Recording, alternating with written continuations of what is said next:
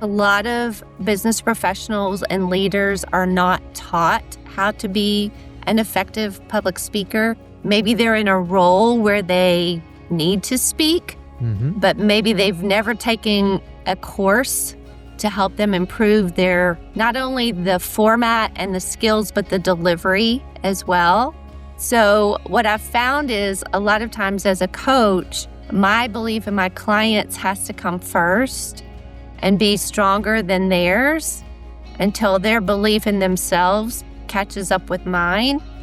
I know for myself that I had to start changing that from nervousness to excitement. And so telling myself I'm excited about this instead of I'm nervous about this. But people are forming an impression of you from what comes out of your mouth from the very beginning. And you want to open your presentation with something that's a bang, something that grabs people's attention, that hooks them, makes them go, ooh, this person's different. I want to listen. I need to pay attention. Meet Gloria. Her hands won't stop shaking. And not a soft tremble, but a full, visible quake as she stands behind the conference room podium, looking at a sea of faces, eyes staring back at her. This was supposed to be her moment. A major product update with executives and VPs in attendance. She was supposed to show that she was VP ready. She rehearsed for weeks, went through every slide meticulously, whispered her talking points in the bathroom mirror. And now her throat tightens. The words evaporate. She feels heat rising up her neck. Her chest tightens like a fist, and she thinks, not again. Please, not again. Gloria is a director of product strategy for a fast-growing tech company. And one-on-one, she's excellent. She's warm, she's influential, she's brilliant. The kind of leader people trust right away. But when it comes to presenting in front of others, fear overtakes logic. Anxiety hijacks her brain. She can't think clearly. She can't breathe. And it's costing her. Last month, she was invited to speak in front of the board of directors, and she declined because she said she had a scheduling conflict. But really, she just panicked. Her team loves working for her. She is a top performer in her role. But she stays up at night replaying these moments over and over again, wondering how she can be more confident when speaking in front of executives and VPs, and how she could better advocate for herself. And what's really behind it all is fear. Fear of not belonging. Fear of judgment. Fear of looking foolish. She wants to execute flawlessly, and that perfectionism is choking her potential. Today, I'm speaking with Stephanie Richardson, a certified world-class speaking coach, Maxwell Leadership Certified Coach, keynote speaker, and international best-selling author who helps high-achieving professionals build confidence, to communicate with presence, and to speak with influence, especially when it matters most. And I'm excited to hear how Stephanie would help someone like Gloria to break free from her anxiety, to find her voice, and to prove to herself and to others that she's capable of leading at the next level. My name is Jay Abbasi, and welcome to Unstuck. Real people, real stories, real solutions. While the details are changed to protect anonymity, what you just heard is based on a true story of challenges that come up in the real world. And we discuss how to navigate these environments with practical tips to help you get unstuck and build a more fulfilling, impactful, and balanced life and career. So Stephanie, you've been a licensed professional counselor, business leader, speaking coach, author, and I'm sure there's an experience that really shaped your philosophy and the things that matter to you most, your coaching philosophy, let's say. Take me back. What's the experience that you could point to that really shaped how you approach your work now? It goes back to when I was a therapist. I worked in the counseling field for 10 years, and I worked with children, families, couples, even inmates. So I had a wide population that I worked with. And one of the things that I noticed was that there are 6 areas of a person's life that are really intertwined. And when you have success in one of those areas, you have success in the other. And when you have lack of success, usually it affects it negatively. So those 6 areas are business or career, financial, relationships, personal growth, health and fitness, Mm-hmm. and I'm blanking on the last one. Spirituality. That's what happens when you get a certain age. Things go out of your head. I've had that happen my whole life, Stephanie. So I hear you. Things slip my mind. No worries at all. Okay. So it was business, career, finances, relationships, personal growth, health and fitness, and spirituality. Spirituality was the one that was sticking. I couldn't get that one. So, okay. So you recognize that there is some, I guess, connection to them. So what's your process then, and how you would help someone to start in fixing one of these areas of life? Yes. So what I usually do is an assessment with my clients. I coach a lot of CEOs, entrepreneurs, business professionals, and I do an assessment with those 6 areas to assess what's their level of satisfaction in each of the areas on a wheel, and they color in the wheel for their level of satisfaction. And then we look at the ones that are really strong and what are they doing well that they need to continue to do in those 6 areas that are strong, whichever ones are strong. And then what are they doing in the areas that are weaker that they need to fill in the gaps? What are some goals that they have where they need to fill in the gaps? So they may have some goals that they want to accomplish in some of the ones that might have a lower satisfaction rating. I'm glad you started with what they're doing well. Because isn't it the thing that you probably see this all the time? People only want to focus on what they're not doing well. They want to focus on, oh, well, I'm really struggling in this area. But you said first, let's focus on what you're doing well, and let's continue to do that. Right. There may be some things that you feel like are going really well in your life, and you may not need to adjust those areas. And maybe you want to up-level them a little, maybe be more consistent or something like that. But a lot of times, the areas that people are lacking in, I see consistently, are health and fitness. And that's one of the ones that seems to really affect people in their relationships and in their business as well, or career. And so, for example, I had a client who wanted to lose weight like most people. And so he had a goal that he wanted to be at the weight he was when he and his wife first got married, before they started having children.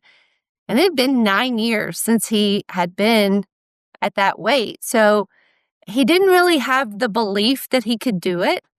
And so what I've found is, a lot of times as a coach, my belief in my clients has to come first and be stronger than theirs until their belief in themselves catches up with mine.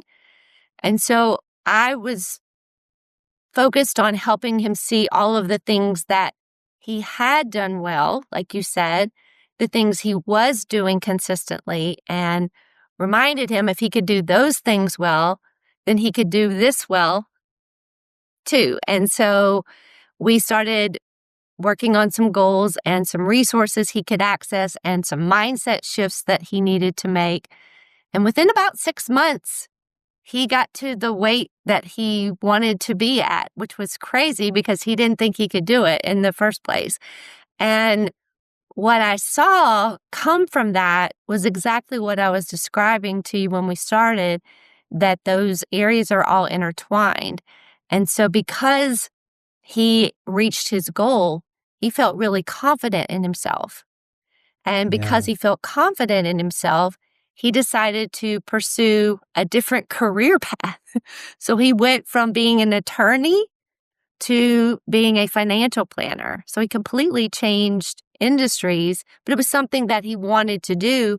The confidence in reaching that other goal helped him have the confidence to seek out that goal. So that's what I mean when I say they're all intertwined. Yeah. I uh, I think that belief is a big part of all of this. 100%. When yeah, right. And you said my belief in them at times needs to be the belief that they rely on because they don't have, let's say, the belief in themselves just yet. And for anyone listening, I would say that that applies to anyone in a leadership position. Mm-hmm. Even if you're not, let's say, a hired professional coach or counselor, Right. you're just someone who wants to lead and support others. You have to have that belief in them if they don't have that belief in themselves. Now, you said there were some mindset shifts that you had to help this person through to be able to reach their goals.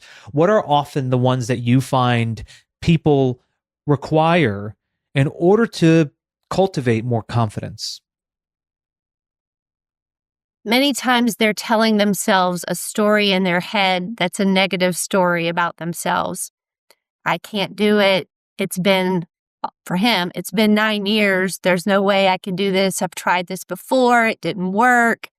So it's those types of things that people tell themselves. I think about any goal, not just this goal, but any goal, that I can't do it. Someone can do it better.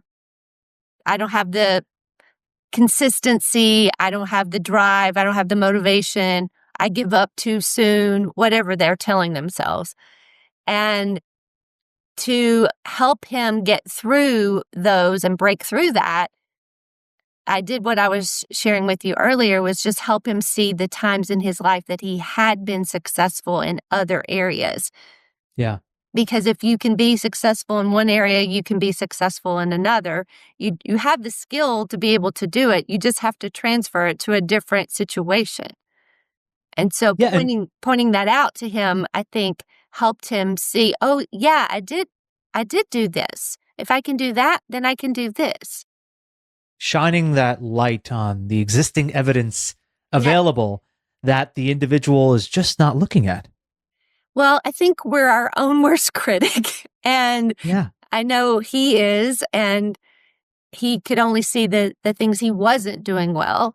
And I think that confidence vote from me boosted him, that, hey, she believes I can do this. I can do this. And then, there were resources that we used, such as apps and things like that, to help him with getting to his goal weight. But a lot of it was mindset shift and just positive affirmations that he needed to tell himself every day to reach that goal. Yeah.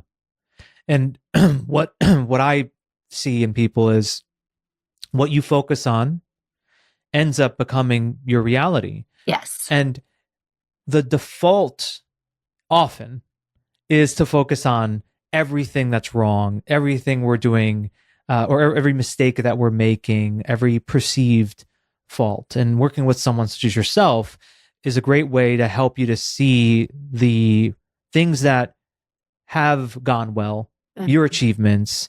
And then from there, it just opens up the door to more possibilities. Now, I think with someone who's trying to, let's say, establish themselves as a confident leader, there's the component of speaking in front of others that comes up. Mm-hmm. And I think what you were just saying is part of it. It's belief in self. Mm-hmm. But what do you see as a differentiator between someone who's just presenting information and someone who commands a room? First, I would say education, because a lot of business professionals and leaders are not taught how to be an effective public speaker. Maybe they're in a role where they need to speak, Mm-hmm. but maybe they've never taken a course to help them improve their, not only the format and the skills, but the delivery as well. Yeah. And so I think that's one piece that a lot of times maybe they've had a course in college, a speech course in college or something, but that might be it.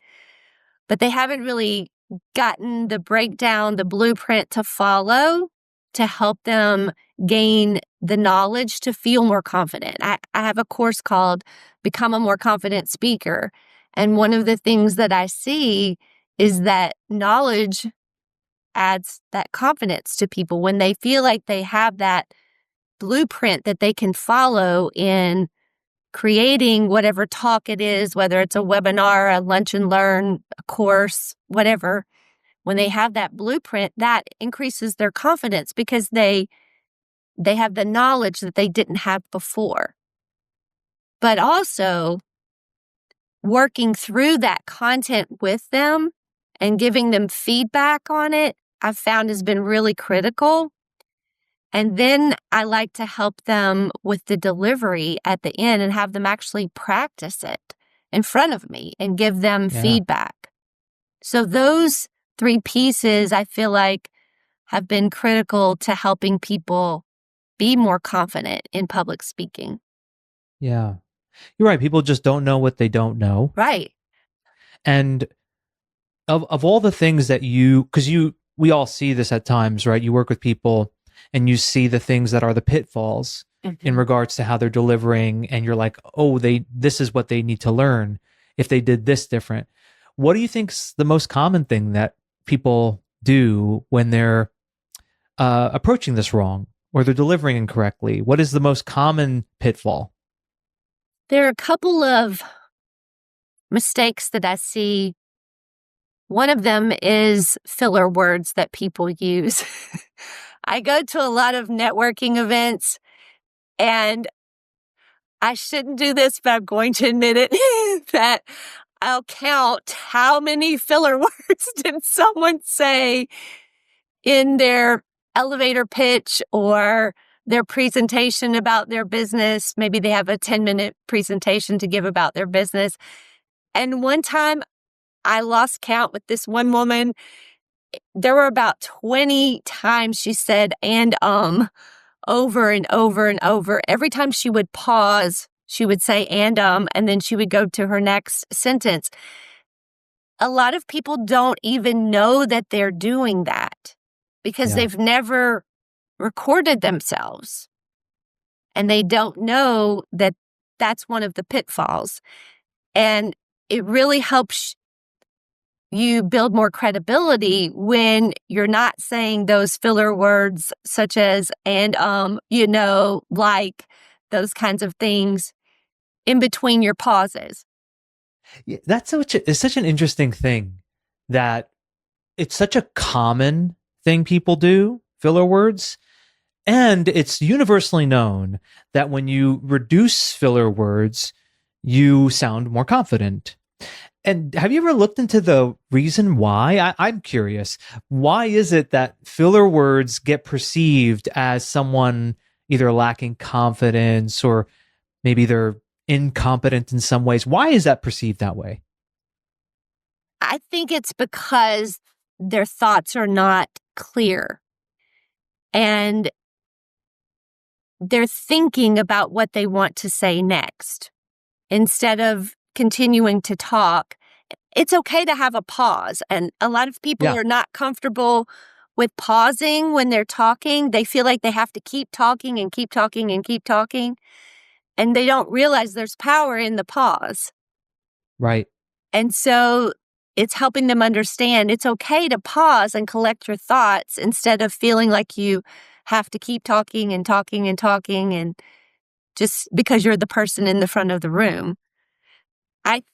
I think that it makes people feel like you're not clear when you use them. You're not clear on your thoughts.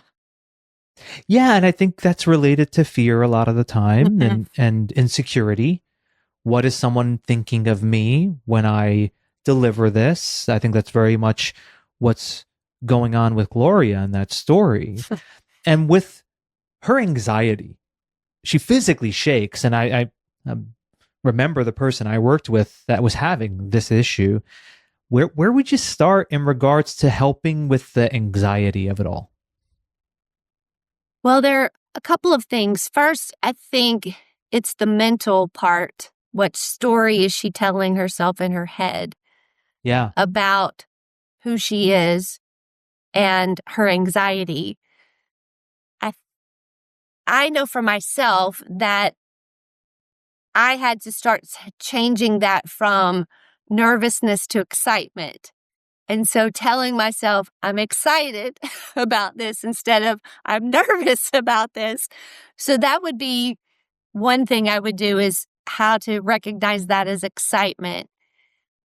Also, using mantras or affirmations, something like I'm confident, I'm prepared, I'm ready, things that she could say to herself to really get her mindset in the right place before she does her talk. I think that would be helpful.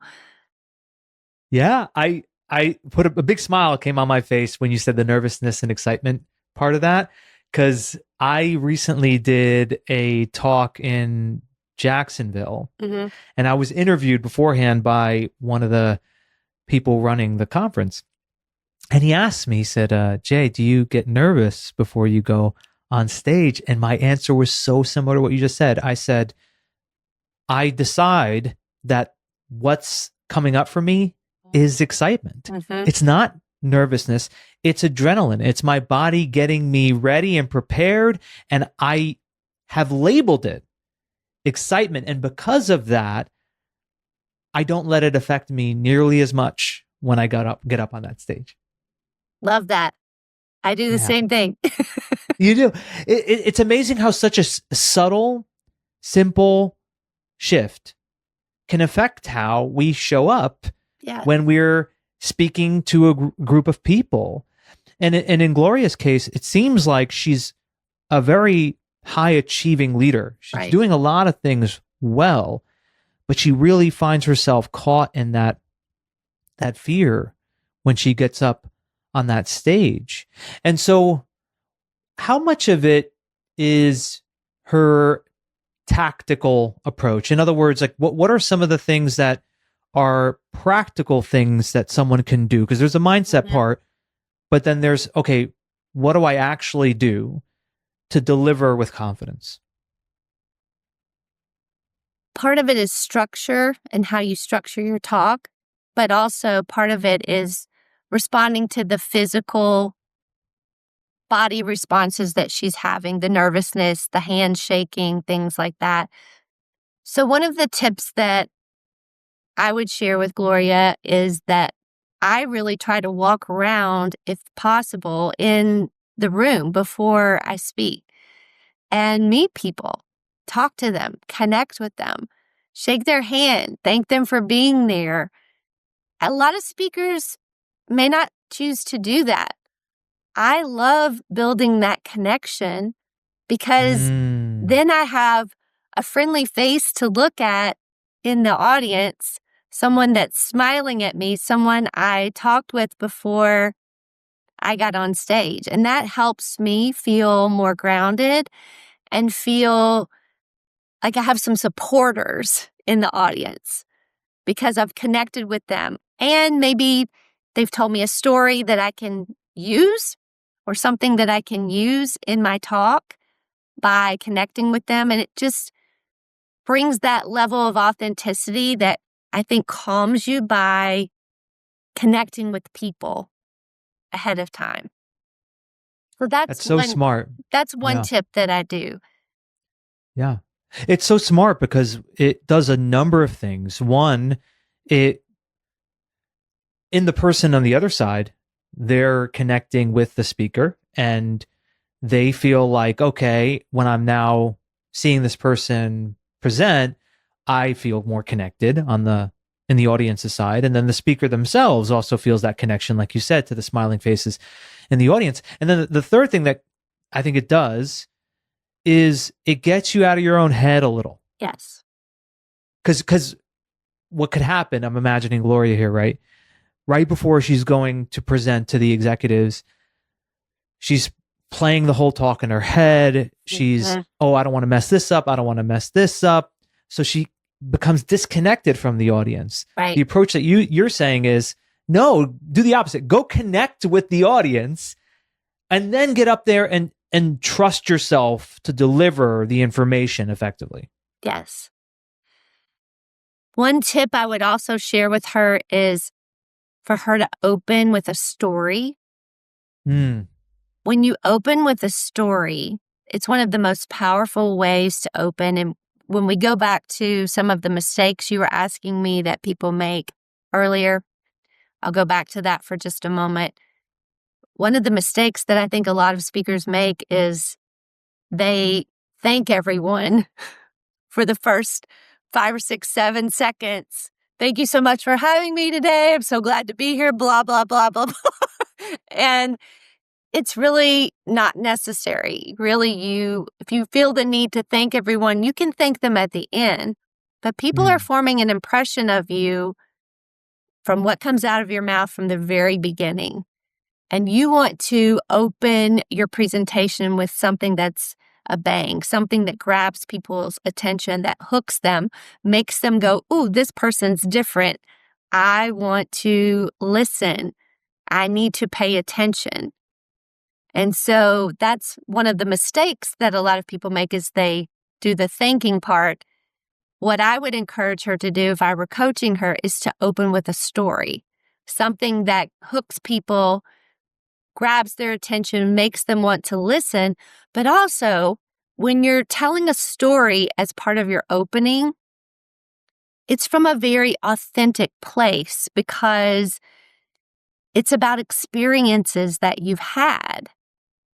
And when you share experiences over theory, for example, you're more likely to relax in what you're saying and how you're saying it. So that opening with a story would probably also help her ground herself a little bit and feel less nervous because she could share experiences with a client or something like that.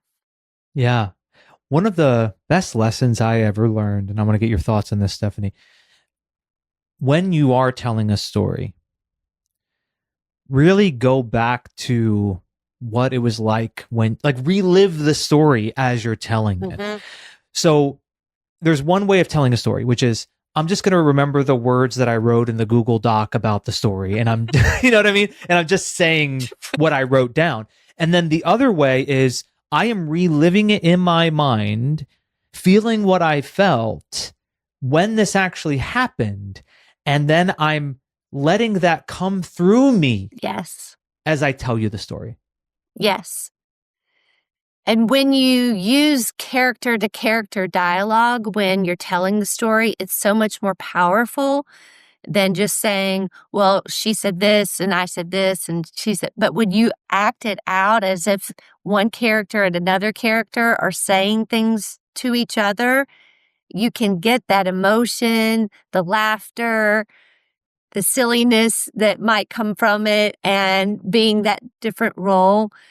I have a story in one of my keynotes that I do where it's a story between my daughter and myself when she was 13. She's 23 now, but it's really funny and she's very sassy. And so I'm sassy when I play her and what she's saying. And I tell the audience what's going on in my head and have that inner dialogue.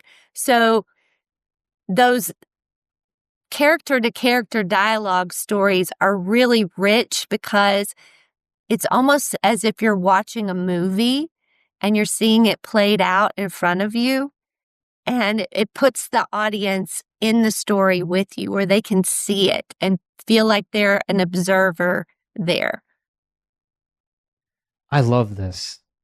I love this shift in how one can approach telling a story. And you don't need to be someone who is a keynote speaker at conferences to leverage this.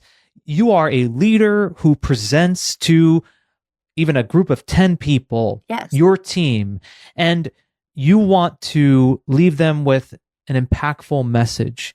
When you tell the story, I pictured, like you said, a scene where you're changing your voice a little bit, you're adjusting your tonality. I do something similar. I tell a story of an 8-year-old girl who's standing outside and she's screaming at the rain, and I play out a scene of how you would have this exchange, and she's like annoyed, and I act annoyed when I tell the story.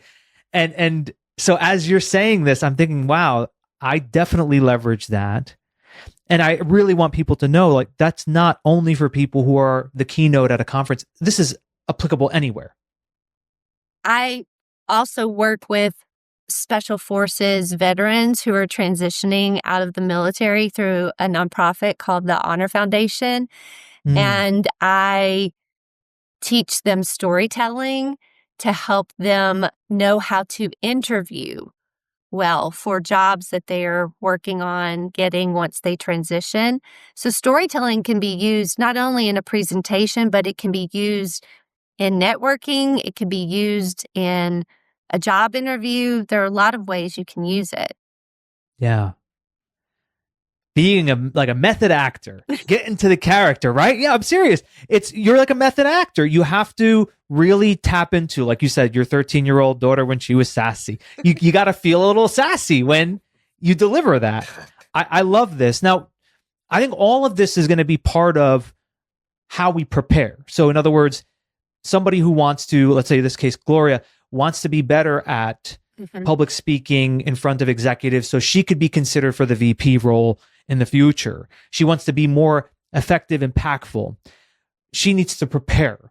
So one of the things that we just talked about there is, okay, what is the story that you're going to tell? And then getting into that way of delivering it where you are in the role, you're playing the characters.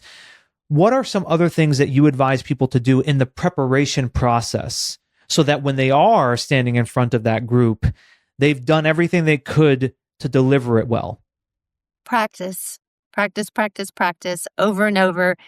And however they're going to be, whether sitting or standing, either stand or sit to practice in that way. It's a muscle memory kind of thing. So if you're practicing, if you're going to be doing the presentation standing up, practice standing up.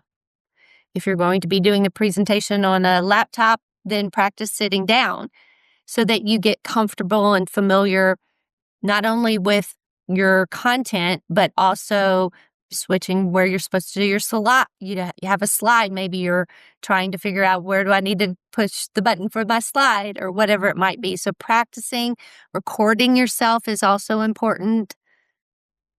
A lot of people hate to do that, but it's really helpful.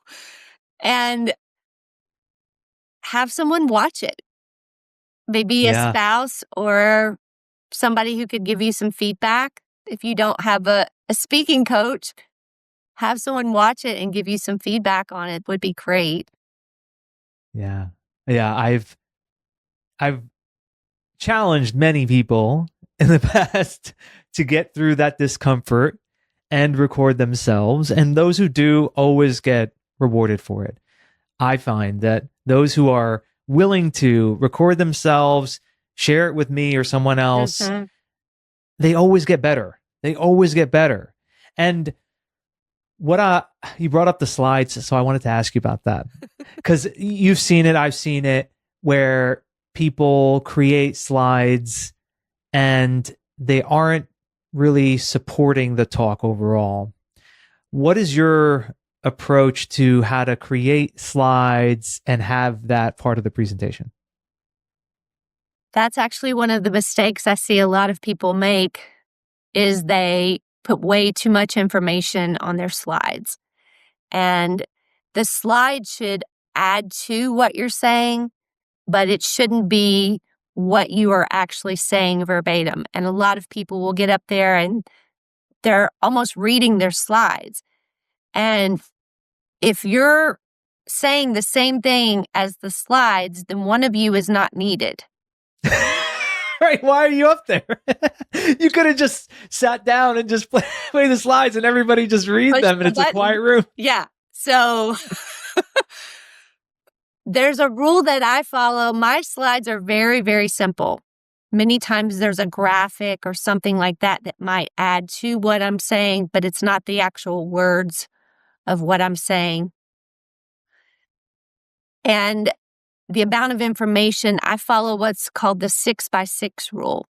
So 6x6 is no more than 6 words on a line and no more than 6 lines of words on a slide. So 6x6. So you'll see people that have way too much information, and it's overwhelming as an audience member because they're trying to read everything, they're trying to absorb it, and they're not listening to you. They're listening to what's coming out of the slide. They're paying attention to the slide and not to you as the speaker, and you want them to get that information from you, not from the slide. So if it's something that could add to what you're saying, then put it on a slide. If it's a graph, great, put the graph, but don't put so much overwhelming information that people can't even see it from the back of the room because it's so small. You just really have to think through how to simplify those slides. And that's one of the things I notice when I'm coaching people. They have no idea that they're putting way too much information and that the slides are too busy. And with that 6x6 rule that you just alluded to, I want to make sure that everyone hearing, because I can imagine some of my my high C analytical listeners going, okay, so 6-6, I have to follow that rule. And what you're saying, Stephanie, is that's the maximum. Right. Right? Like, it's better to have much less than that. Yes. So it could just be, I mean, many of my slides, it's 1 word. Right. Or 3 words. It's just something that is the framework to remember. Right. So that's what I have there. But could I add more lines? Of course I could. Mm-hmm. What I want is for that to be, okay, I remember that name of that framework and I give them the framework through the conversation I'm having with them. And that slide just represents kind of the title of what it is that I'm delivering. Yes. Yes. The main point that you're making. Exactly. Yeah. It's not so much like, okay, I got to then, here's what I think often happens, Stephanie. Tell me what you think. People start with the slide. In other words, like, I have to present. I'm a leader. I have to present. Let me start by creating my slide. Okay, I go into create my slide. I start typing. And then it's like, okay, I'm going to think about how I'm going to talk about this. I think it should be the complete opposite way, which is, what is the message I want to get out there? Mm-hmm. What is the story that I'm going to be telling in relation to this message? Then after I really figure that out, then I get to, okay, is there even a need for a supporting slide? I totally agree with you. The slides are the very last thing that I do. As far as the order of how to develop a talk, a lot of people start at the beginning and they'll think, oh, I need to write the beginning or my opening to my talk. And that's really not where you start. You don't start with the slides. You don't start with the opening. You start with your main points that you want to make, your 3 or 4 main points. And once you have really fleshed those out and developed those, then you go to your opening and then you start working on that. But you have to know what it is you want to accomplish through those points. And a lot of people say too much too. They try to cram 10 points in. Less is more. Less is more. And for every 10 minutes that you speak, you want to cover 1 point. So if you have a talk that's 40 minutes, most keynotes are 45 minutes or so, 50, and then 5-10 minutes of Q&A, then you're going to cover 4 main points. You're not going to cover 10 points. Do you want them to remember 4 or do you want them to forget 10? Because they're not going to remember 10 points. But they'll remember 3 or 4. And 3 is the magic number a lot of people use. Yeah. Yeah. There's some research on that. Threes, the rule Mm-hmm. of threes, right? Mm-hmm. I really like that. I never really put it like that. And that's really easy to remember. For every 10 minutes, it's not exact, but roughly every 10 minutes, that should be 1 point. Mm-hmm. And even better if you can even because let's say you have 90 minutes, it doesn't necessarily mean then you need to have, what would that be, 9 points, right? Right. Even better that if you did have 90 minutes, you just have more time Mm-hmm. to tap into one of the 3 to 4 points, or maybe there's some interactive Right. part to really help them to apply what it is, the point that you're making in the talk. Most people are really looking for some kind of experience when they come to a talk. They want to engage, they want to utilize the information, and the transformation doesn't usually happen from somebody listening to us. The transformation comes with what they do with what they've learned. And so the more you can get people to practice the points that you're sharing in that time period, let's say you have 90 minutes, you have some kind of activity, a partner activity where they turn to their partner and they talk about something that you shared and their own feedback, then that allows them to process the information and use it so that they remember it and they'll utilize it when they leave as well. Yeah. And it's funny because I think that so often, I've been doing this work for a while, I know you have as well, there are going to be audience members who say, oh, I don't want to do the interactive stuff. Yeah. And those same people are going to enjoy the talk so much more if it is interactive. So in other words, like, just because sometimes it would make somebody have to get out of their comfort zone a bit, Right. don't give in to that. The idea is invite them to. If they don't do it, they don't do it. But if you invite them to, you're creating a better experience for them in the end. They're going to be more grateful to you because you got them heavily involved and heavily engaged. So when you, Stephanie, work with someone who, let's say, is attempting to establish that kind of presence, there are some things that we talked about. We talked about storytelling. We talked about avoiding filler words. What are some of the other delivery tips you'd give someone in regards to, I'm literally on that stage, physically what I can do, tonality, those kind of the little things that go a long way? What really stands out to you on what you would advise someone to be better at public speaking in general? With Gloria, she was noticing her hands were shaking. And so one of the things I would suggest to her is if there is a podium, that she kind of put her hands on each side of the podium to ground herself and even push her toes into the floor to kind of ground herself to the floor as well. And her voice, she was worried about her voice cracking possibly. And so some warm-ups and things that she could do for delivery, just like when someone's singing, you have to warm up your voice. You have to go up and down the scale. And that's another great thing to do to warm up your voice. Maybe you haven't spoken that much that morning since you left for work to go deliver a talk and you need to warm your voice up. So it's helpful to do that, to go up the scale, down the scale, drink some water. Water's always great. And just other things to relax your body, I think, too. For her was nervousness, and not only in her hands, but just in her voice and everything. And I would recommend that she do some things like her shoulders, raising her shoulders, tightening those up and then loosening them with a deep exhale, or maybe dropping her jaw and loosening that a little. Those kinds of physical things with your body can help you decrease some of that nervous energy that she might be feeling, like we were talking about.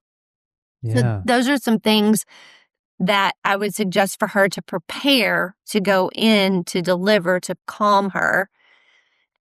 And then for the delivery, it's better if you're not standing behind something and putting a barrier in between you and everyone else.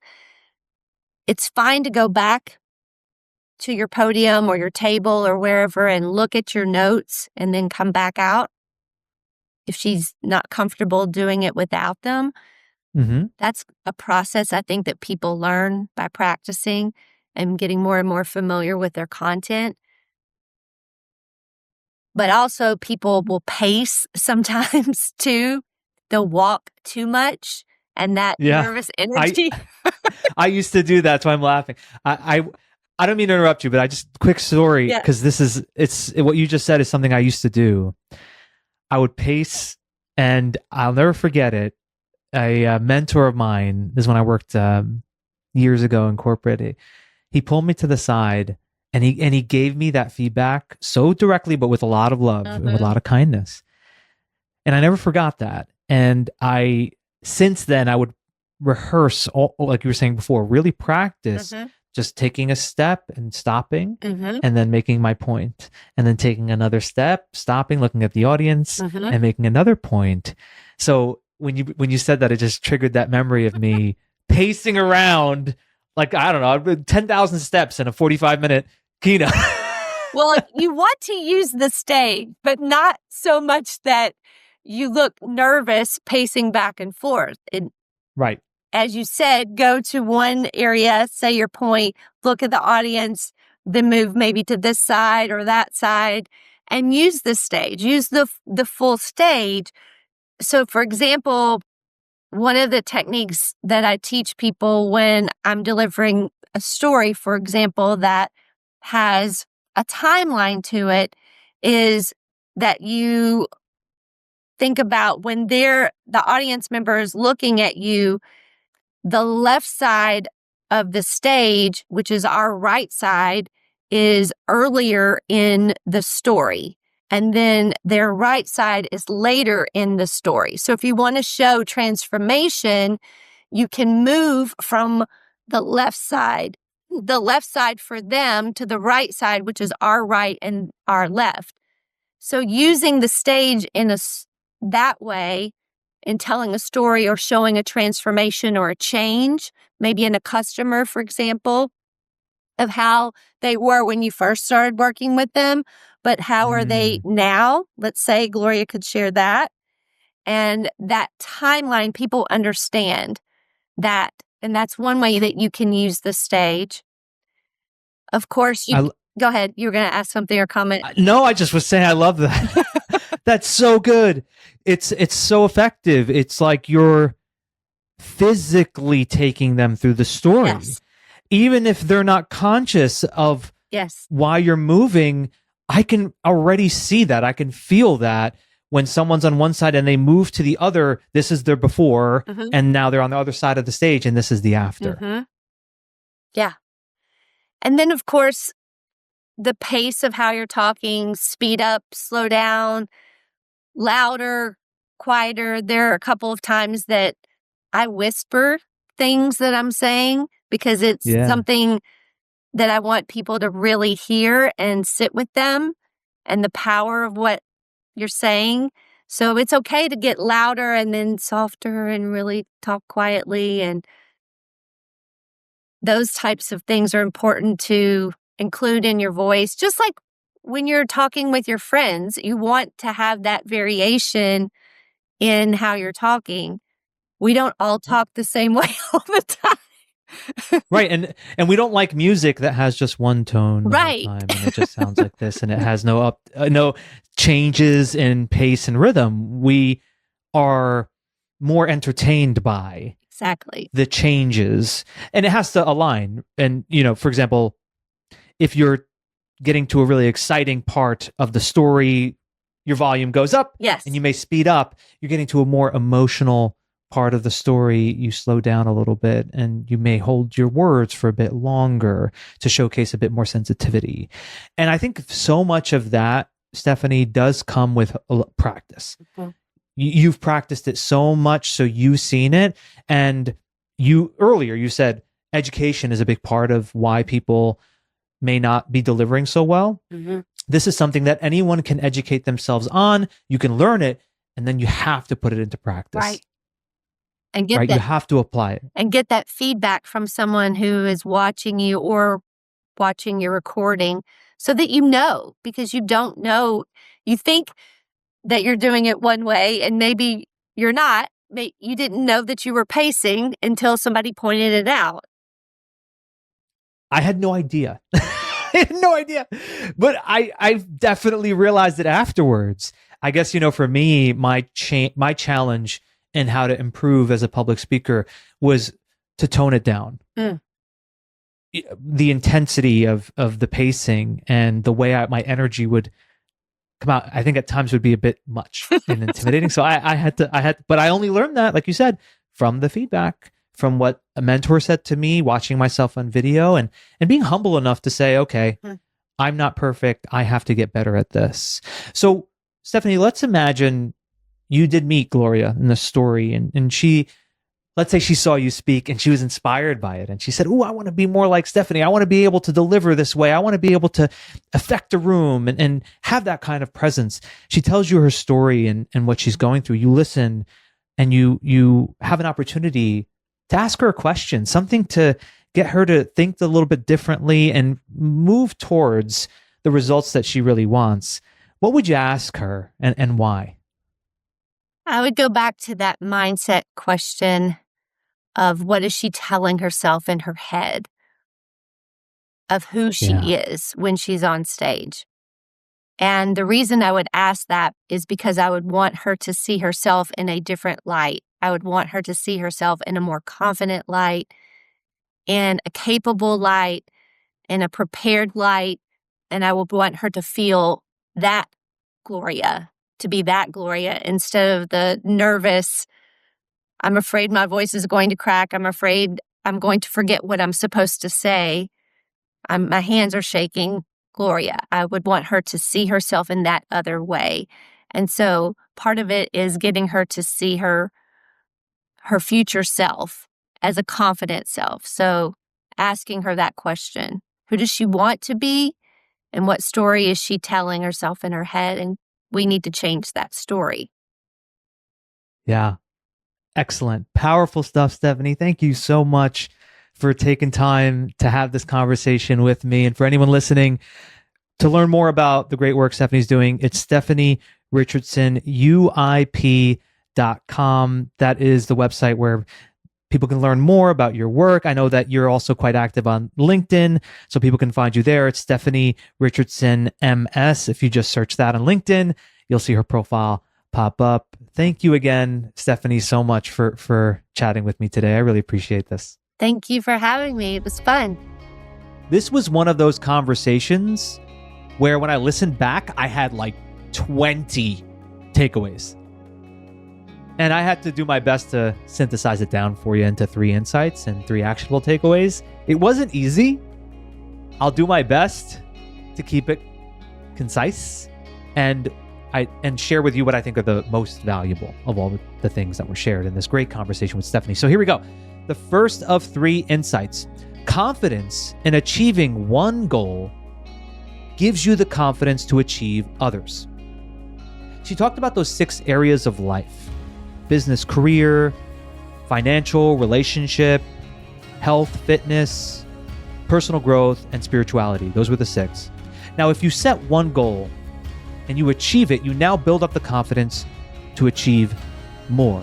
You need to believe that you can achieve the goal, and the best way to cultivate that belief is evidence. Second insight: what is the story you're telling yourself? In Gloria's case, she's telling herself that she gets nervous, that she's not a good public speaker. And that only exacerbates the issue. Identify that inner dialogue and shift it to one that helps you to be the version of you need to be, to deliver in these presentations, to be able to speak confidently. What do you need to be saying to yourself? And adjust your inner dialogue accordingly. Third insight: educate yourself to build confidence. You don't know what you don't know. And when you don't have the knowledge, you don't have the information, it's hard to have the confidence. So if you are someone who is new to public speaking, or you found it to be always a challenge, Educate yourself on this topic. Become more knowledgeable about what it takes to speak in front of a group of executives and the understanding of it. That knowledge will help you. It will help you to be more confident. Our actionable takeaways, first of 3. Number 1, practice, practice, practice. If this is a talk you're going to be giving standing up, practice it standing up. Record yourself. If it's going to be sitting down, practice sitting down. And when you record yourself, notice how many filler words are you using. Reduce them as much as possible. And then she even gave ways you could warm up your voice, connect with the audience before you start presenting. And I liked the example of walking from one side to the other when you're telling a story. So start on the left and walk over to the right, and the left is the beginning and the right is the end. I thought that was so interesting. Something that I'm going to take into account for my future talks. Second actionable takeaway, open with a story. Open with a story. And when you tell the story, play the characters. Use different tonality depending on what is the story you're telling. Create the movie, essentially, while you're up there. It really is impactful when you could tell a story that way. The third actionable takeaway is the 6x6 rule. She said, no more than 6 words in a line and no more than 6 lines on a slide. And even that, to me, I would encourage that to be the very maximum. Do less than that. Don't start your presentation by creating slides. Start with understanding your message and then recognize if a slide would support the message. In some cases, it may not. There's no need for the slide. In other cases, it will be supportive. And start or keep your points limited. She said for every 10 minutes, you should have 1 point. So if you're trying to fill in 100 points within a 20-minute period, it's too much. Reduce the amount of takeaways. Less is more. Less is more. I promise you, it always works out that way. Join us on Friday. I'm going to go through how to create a masterful PowerPoint presentation. Now, I know the Friday episode doesn't have visuals, so I will be talking you through it, and I may include some resources within the show notes. But either way, I'm going to give you the 7 tricks to creating a masterful PowerPoint. And this could also apply to Keynote if you are an Apple user. I worked in L&D, so I worked under some great minds in learning and development. And I've taken those lessons with me as a keynote speaker, as someone who facilitates full day or even 2-day workshops. I'm going to give you the kind of secrets, the tricks of the trade, if you will, of how to create a powerful, memorable PowerPoint presentation, one that supports your message rather than detracts from it. So check out Friday's episode for that. And until next time, thank you so much for listening.